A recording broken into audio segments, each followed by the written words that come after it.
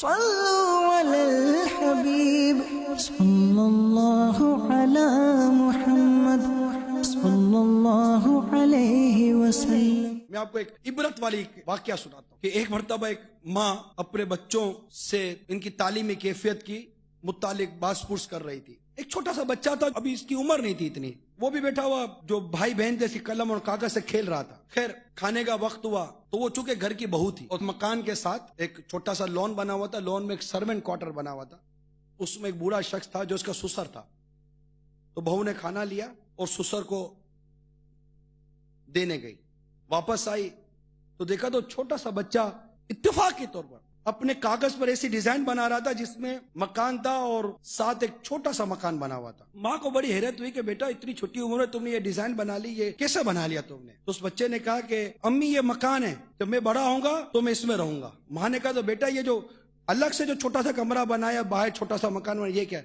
بولا میں بڑا ہوں گا تو میں تو بیوی بچوں کے ساتھ اپنے گھر میں رہوں گا نا، یہاں میں آپ کو اور ابو کو رکھوں گا۔ تو وہاں نے کہا بیٹا یہ کیوں؟ کہا جی آپ نے بھی تو دادا جان کو الگ رکھا ہے نا، یہی ہوتا ہے نا طریقہ کہ میں بھی اپنے بیوی بچوں کے ساتھ رہوں گا خوش اور آپ کو میں الگ۔ یہ کہتے ہی بہو کے پاؤں تلے زمین نکل گئی، اس کی آنکھیں کھلی گئی، یہ میں کیا کر رہی ہوں؟ ٹھیک ہے میری سسر سے نہیں بن رہی تھی، مگر میرا کام تھا اپنے ساس و سسر کی خدمت کرنا اور ان کا ادب بجا لانا، کیونکہ شوہر تو تنگ تھا نا کہ بیوی مان ہی نہیں رہی تھی، اور وہ تنگ آ کر اس نے اپنے باپ کو الگ سرونٹ کوارٹر میں رکھ دیا۔ دن رات پالنے پوسنے والے باپ کو بیوی کی باتوں میں آ کر سرونٹ کوارٹر میں رکھ دیا، اور آج اس کا چھوٹا سا بچہ ڈیزائن بنا رہا ہے مکان کی اور اپنے باپ کو اپنی ماں کو مستقبل بتا رہا ہے جس طرح تم نے میرے دادا کو اٹھا کر سرونٹ کوارٹر میں رکھا ہے میں بھی تم کو اٹھا کر سرونٹ کوارٹر میں رکھوں گا۔ اب وہ ماں جھنجھلا کر اٹھی نا کہ یہ کیا ہو گیا، اور دوڑی اور سسر سے معافی مانگی اور اپنے گھر میں لے کر آئی اور بہترین کمرے میں اس کو رکھا۔ شام کو شوہر صاحب آئے اور دیکھ کر حیران کہ گھر کی تو کائنات ہی بدل گئی ہے۔ تو سارا واقعہ پوچھا تو بتایا کہ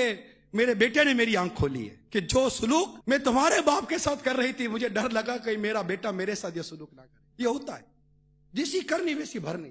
ایک بزرگ کہتے ہیں کہ میں دیکھتا تھا کوئی بدبخت شخص ہے یا کوئی نیک بخت شخص ہے، تو اس میں نے ایک شخص کو دیکھا کہ بوڑھا آدمی ہے اور اس کو کوئی گھسیٹ رہا ہے، ایسے گلے میں رسی ڈال کر گھسیٹ رہا ہے۔ میں نے کہا ارے کیا کر رہے ہو اس بوڑھے شخص کو؟ کہنے لگا ہٹو یہ میرا باپ ہے۔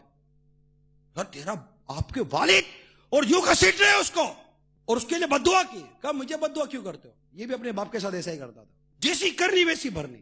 تو ٹھیک ہے شادی ہو جاتی ہے، بیوی کے حقوق ہے، اولاد کے حقوق ہے، لیکن باپ نے کیا بگاڑا ہے تمہارا یار؟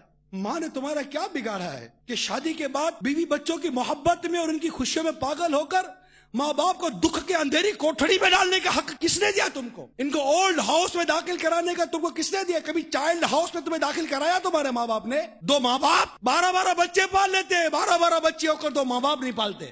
یہ پورا کلچر بن چکا ہے، انڈیپینڈنٹ کلچر۔ یہ نعرے میں نے سنے کہ کیا اولاد کو آزادی حاصل نہیں ہے؟ کیا ہم شادی کے بعد آزاد نہیں ہو سکتے؟ کیا تمہارے ماں باپ نے بھی تو شادی کی تھی؟ کیا تو وہ آزاد ہو گئے تھے؟ باپ نے تو اپنی زندگی اولاد کے لیے وقف کر دی، ماں نے اپنی خوشیاں اولاد کے نام پر قربان کر دی، نیندیں قربان کر دی، اس لیے کی تھی کہ اولاد ان کو اولڈ ہاؤس میں داخل کروا دے گی، اٹھا کر الگ کر دے گی، بدتمیزی کرے گی۔ نہیں، ماں باپ کی دل آزاری کی اجازت شریعت نہیں دیتی، بلکہ اعلیٰ حضرت امام اہل سنت یہاں تک فرماتے ہیں کہ ماں باپ کو راضی رکھنا واجب ہے، راضی رکھنا واجب ہے، تو بات ماننا شریعت کے مطابق، راضی رکھنا بھی واجب ہے۔ یہ دو طرفہ جو منفی کلچر بن گیا، تربیت نہ ہونے کا بھی اور اولاد کے بے باک ہونے کا بھی، انشاءاللہ دعوت اسلامی اس کو تبدیل کرے گی۔ صلوا على الحبيب صلى الله على محمد صلى الله عليه وسلم۔